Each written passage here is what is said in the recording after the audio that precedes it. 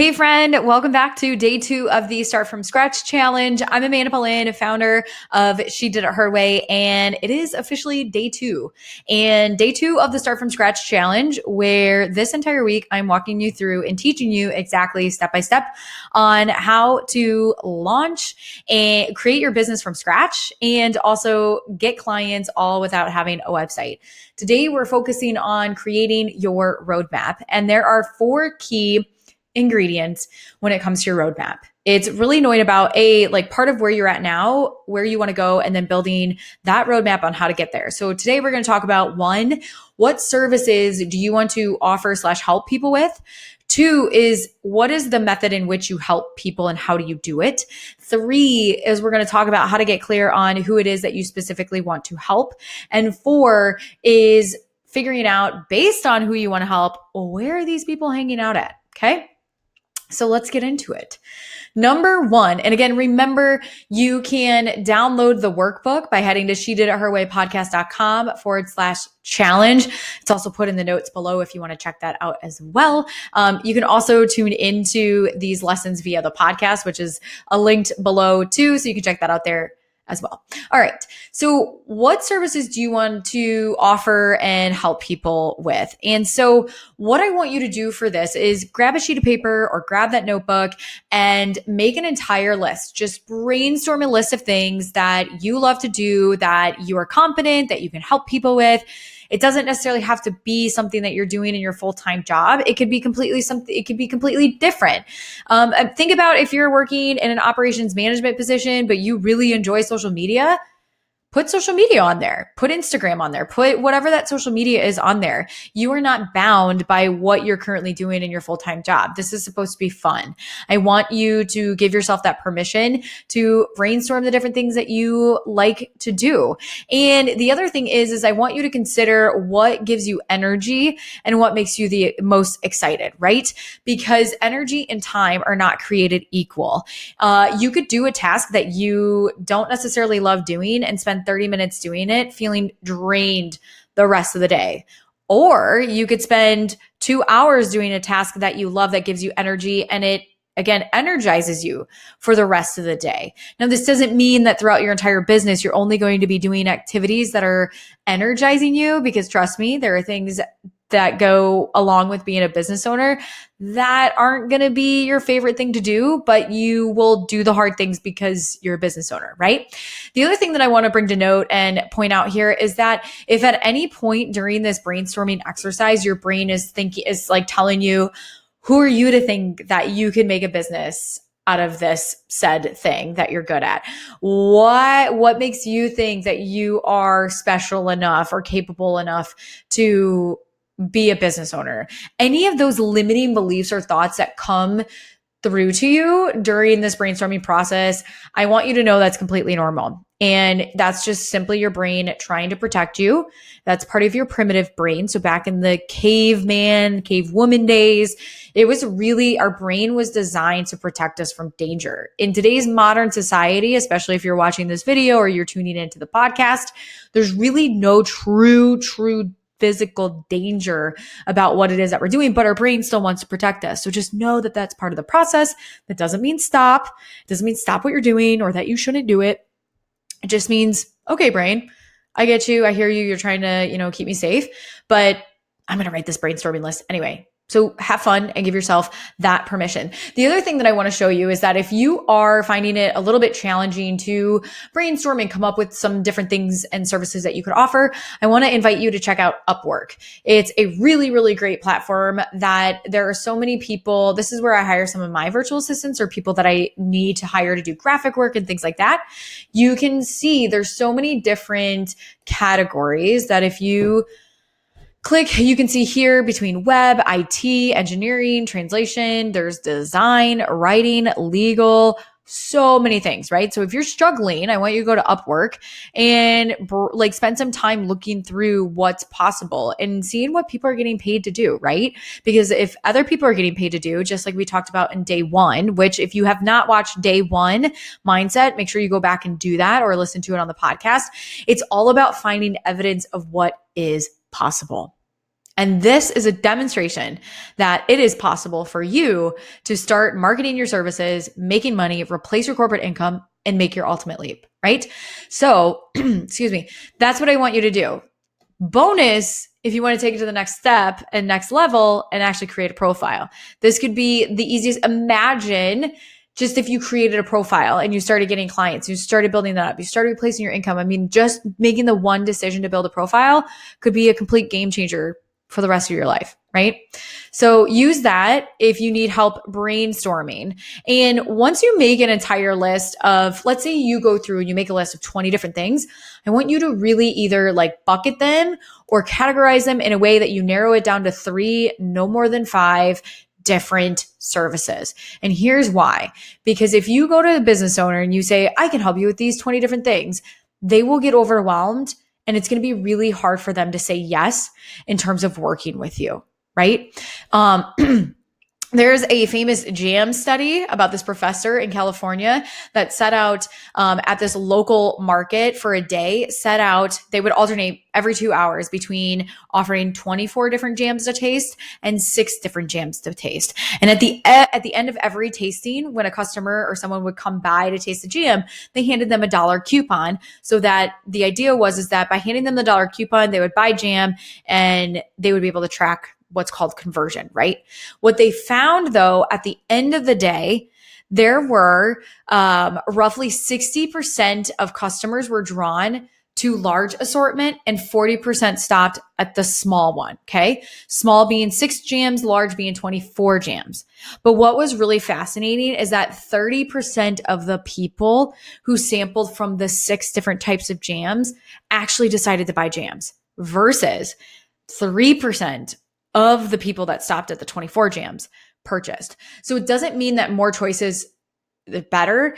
Actually, it shows that the constraint of having limited choices increases conversion. Because if humans have too many different options, it's going to get confusing. They're going to get overwhelmed. And so that's why you want to narrow down your services to 3, no more than 5 when you go to market them. Because if you confuse, you will lose. If people feel overwhelmed, they will shut down and disengage, which is one of the reasons why my wardrobe, typically 90% of my wardrobe is beige, black, white, blush, and neutral. And that is by design, because for me, I don't want to go into my closet and see so many different things that I could potentially wear and get overwhelmed. I've created the constraint of just that color palette so that it takes me less time and less energy to make a decision about what I'm going to wear. And that's exactly what you want to do with your client, your potential client. And that really helps get them to say yes sooner. Okay. So that is why. So number 1 is you're going to brainstorm that list and then you're going to narrow it down to 3 to 5. The next one is, how do you want to help people? So for a lot of you watching the training, listening, tuning in, it's really going to be based on option 2, which is service-based. So this is typically one-on-one. But option 1, and again, these are no particular order, it could be coaching. So that's really the one-on-one, or you could do group coaching. But the service-based is really where you're exchanging option number 2. You're exchanging your time for money. And this is where, when I showed you an Upwork, where a lot of people are offering their services on there and marketing them for the one-on-one. And you could do hourly, retainer, or project based. And so for an example, it could be anything about, like, let's say, going back to the example of you work a full-time job in operations management, but you really love Instagram. You could market your services as an Instagram expert or someone who does Instagram, and you start to build up your profile and your client list of helping people with Instagram on an hourly basis. Okay. So that is number 2. And then number 3 is, who specifically do you want to help? I really want you to brainstorm the type of person the type of business, the type of person. I want you to describe them if you don't already have someone in mind. And the reason why we want to do this is why you want to get as detailed or descriptive as possible, because it's really going to help you in step number 4 to figure out where are these people hanging out at, right? So brainstorm the type of client that you want to work with, and this will help you market your services. And maybe you already have someone in mind, or maybe you have a few clients. I really want you to identify, what is it about the clients that you enjoy working with? What is it about them that makes them enjoyable? Is it the personality? Is it the type of work that you're doing? Really get as descriptive as possible. I know that if you're starting from scratch, which this whole entire challenge is about starting from scratch, it can be a little overwhelming of like, I don't even know who I want to help. I will tell you, if you can narrow it down to online business versus brick and mortar business, that's a starter. So don't think that you have to know exactly who it is that you're helping. I don't want you to get into a thought loop and be getting yourself overwhelmed. But if you can get a little bit more descriptive, going in like a little bit more descriptive versus being out here and being like, I can work with anyone, blah, blah, blah. But you can get a little bit more narrowed down. That's going to help you be more intentional and productive and efficient when you go out and start marketing your services. So you could think about like, you could ask yourself, are these people in a certain type of industry? Is it a guy or is it a girl? Do I want to work with online businesses, brick and mortar businesses? What do I want to do? And again, don't get caught up in thinking that you have to have it entirely figured out, because what's going to happen is that as you bring on clients, even after your first client, you're going to learn so much through that experience. And then you're going to get more clear. Clarity is derived from action. Clarity is not often produced from thinking your way through something. You have to get yourself into action, which is something that I absolutely love doing. That's my sweet spot, is helping people clear out the clutter and say, what are the specific steps? Let's break them down. And how do I get more clear in them? And then how do I take action? Because if you don't get into action, you are going to get into thoughts and you're going to get into overwhelm. Okay. So number 4 is where to find your client. So based on number 3 about who you described, it's going to really think about where this potential client's hanging out at. And 4 main platforms, not in any particular order to consider, is 1, your immediate network, which on day 5, I'm going to give you actually, if you download the email template, or not email template, the workbook, there is an email template in the workbook, which you can use that, but we're going to talk about it on day 5. You can copy and paste it. You can use it word for word. And we're going to start there with your immediate network. And then we're going to go to other social media platforms, which again, no particular order. You've got LinkedIn, you've got Facebook, you've got Instagram. So really there's endless opportunities to market your services. And again, bonus points if you go back to Upwork and create a profile. Okay. So again, your immediate network, that's really where a lot of people, so my friend who I was telling you about who replaced her corporate income, she did that simply by her immediate network. Now, did it happen overnight? Was it just, hey, you're going to give me a job and it's going to replace my corporate income? No, there is legwork. There's going to be a period of time. There's a transition. I call it the lead up phase. There is a period of time of what's called a lead up phase where you're going to develop, market your services. You're going to build that like service base, that client base, and then you're going to get to a tipping point where you're going to be able to quit your job, or you're going to make the decision to make the leap, right? It does not happen overnight. Rarely does. It might look like that, but I will tell you it doesn't. So be patient with yourself. Okay. All right. So those are the 4 things or 4 platforms that you can look at. So recap again, if you haven't done already, download the workbook. She did it her way podcast.com /challenge. And we're going to go, number 1, what services you want to offer and help people with. Number 2, deciding how you want to help them. Number 3, who specifically do you want to help? And number 4, brainstorming where they might be hanging out at. All right.